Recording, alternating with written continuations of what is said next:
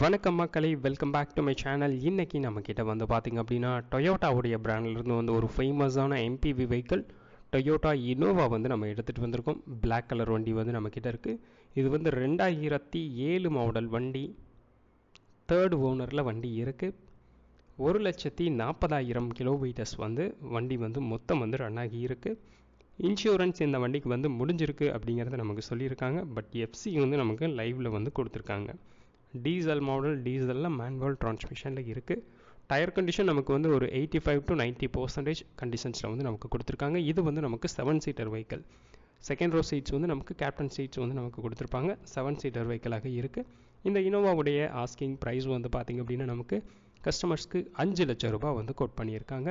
2007 model 5 லட்சம் ரூபாய் வந்து நமக்கு இந்த வண்டிக்கு வந்து பட்ஜெட் வந்து கோட் பண்ணியிருக்காங்க. திண்டுக்கல்ல உதயம் கார்ஸில் இந்த வண்டி வந்து சேலுக்கு அவைலபிளில் இருக்குது.